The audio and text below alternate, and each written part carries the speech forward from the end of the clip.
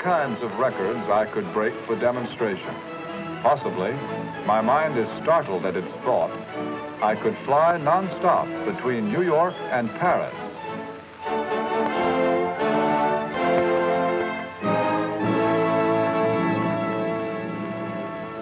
Hello, I'm Bob Trout, here with another story in stamps.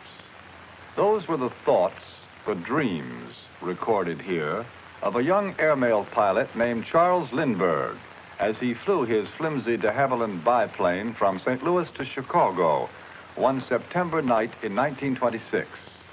His vision of the future of aviation was shared by very few others. In the public mind, the airplane was an invention fit only for carrying freight and fools. No sane businessman would give a second thought to risking capital in such a venture as a commercial airline. What changed their minds? Let's begin at the beginning. This 1949 airmail stamp commemorated the 46th anniversary of the Wright brothers' first flight, December 17, 1903, a year after Lindbergh was born. This 1934 French issue marks a monument in aviation history. On July 25, 1908, Blériot crossed the English Channel from Calais to Dover, ending forever England's isolation from the continent of Europe. All thinking about national boundaries had to be revised.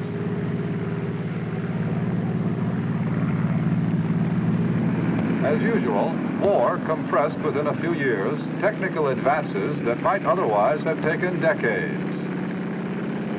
Overnight, the airplane became the eyes of the Army, scouting, observing, directing artillery fire,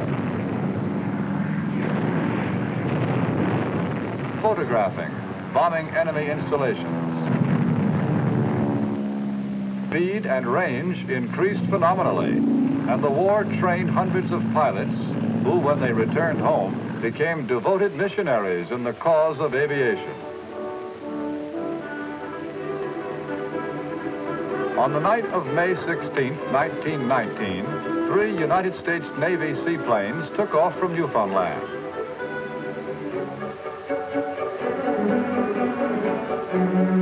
"15 hours and 18 minutes later, one of them, the NC-4, put down in the harbor of Horta in the Azores. The others, lost, forced down at sea, badly damaged, unable to continue. Lieutenant Commander Albert C. Reed and his crew were received enthusiastically by the people of England, France, and Portugal. But coming home to the United States was a depressing experience. As Commander Reed remarked bitterly, although considerable interest was manifested in the U.S., that interest did not extend to the point of furnishing financial backing for the needs of aviation. Airplanes to carry passengers, no one could see it. When it came to carrying mail, the government had to put up the money. In 1918, the first airmail service was inaugurated between Washington, Philadelphia, and New York. And this was the first airmail stamp. 24 cents. It showed a Curtiss Jenny in flight. The first few sheets of these stamps, as a matter of fact, showed Jenny flying upside down. Those stamps with the inverted centers are worth something like $4,000 each today. After the war, a lot of Jennies were sold as government surplus. The pilots who bought them came to be known as barnstormers, gypsy flyers, flying fools. All over the country, they put on shows, walking the wings of a plane hundreds of feet up,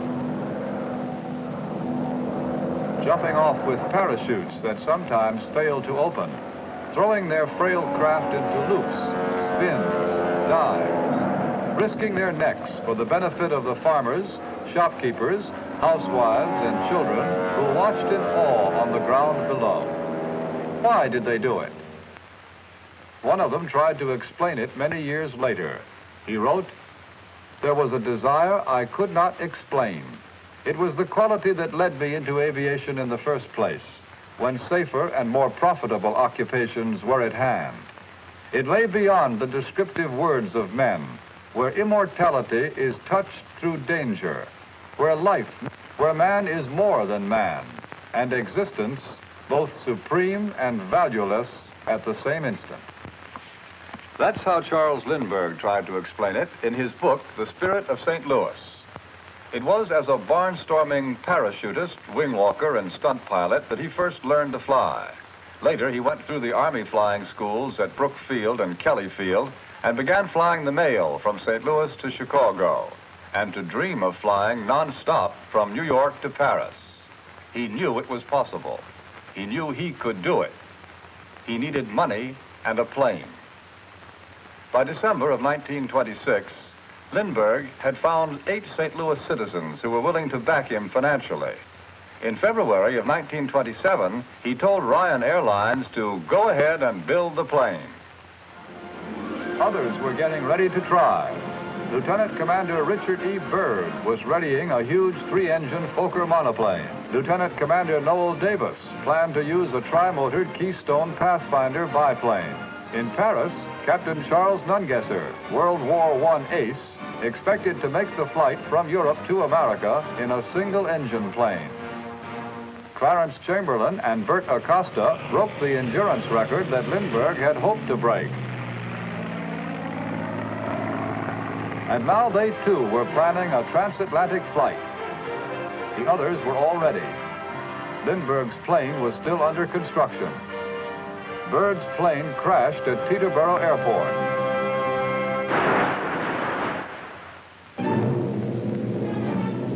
Davis and his co-pilot killed.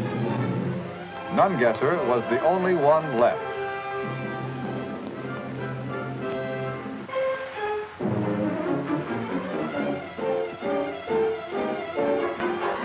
The French flyers were never found.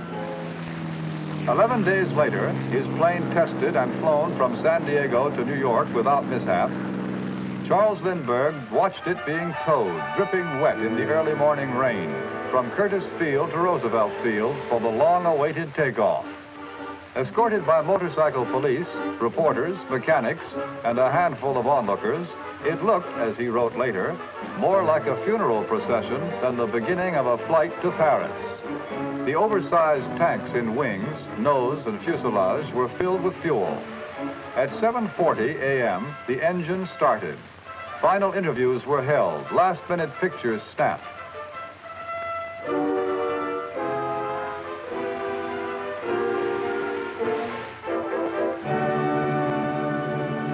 And at 7:52, the Spirit of St. Louis began to roll down the muddy runway.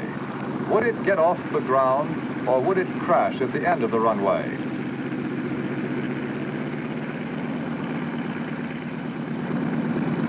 Twice its wheels left the ground, only to return. And then the plane was airborne. It was 7:54 Eastern Daylight Time, the morning of May 20th, 1927. 3,600 miles to Paris. An hour later, over Rhode Island, the Atlantic Ocean less than 30 minutes away, Cape Cod, and stretching ahead, the limitless expanse of water. Lindbergh wrote, "I'm giving up a continent and heading out to sea in the most fragile vehicle ever devised by man." Over Nova Scotia, rain lashed the wings, seeped into the cockpit. The wind took the plane in its teeth and shook it as a dog shakes a rabbit. Over Newfoundland, where 8 years before, the big Navy flying boats had started their voyage across the Atlantic. This would be his last sight of land for 2,000 miles. As it grew darker and colder, first the fog came, and then mountainous thunderheads. Through haze so thick that only the stars directly overhead were visible, he wove in and out among the clouds. He fought the storm, the fog, and the desire to sleep, doubting his ability to endure, knowing that the alternative was death and failure.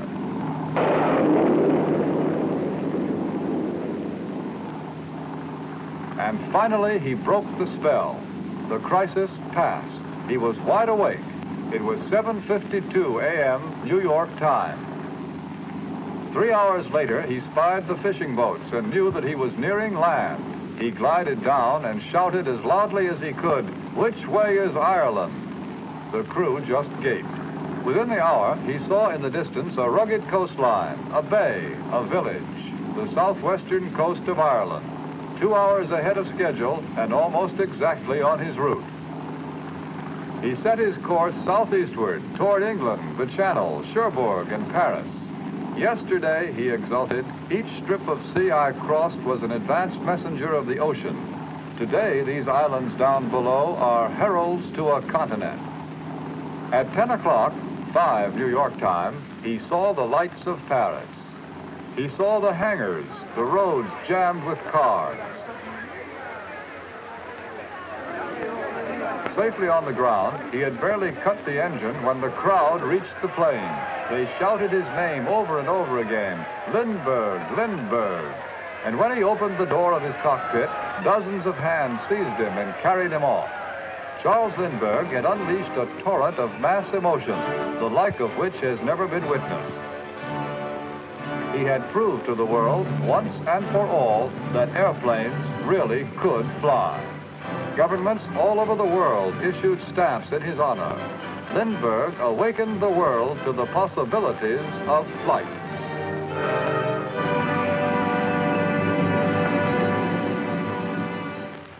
Well, that's today's story.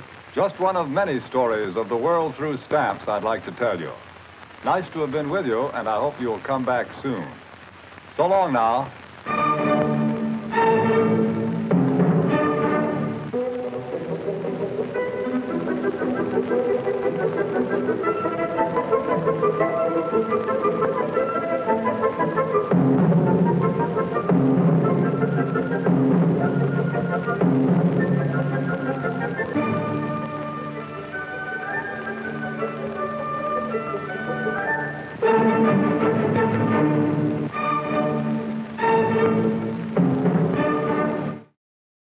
My mind is startled at its thought.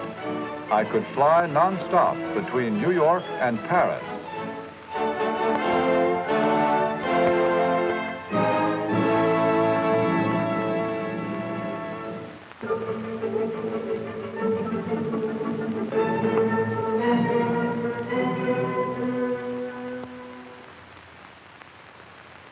There are all kinds of records I could break for demonstration.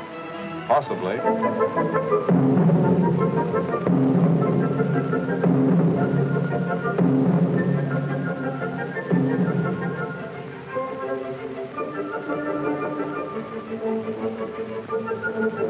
Hello, I'm Bob Trout, here with another story in stamps. Those were the thoughts, the dreams, recorded here, of a young airmail pilot named Charles Lindbergh, as he flew his flimsy de Havilland biplane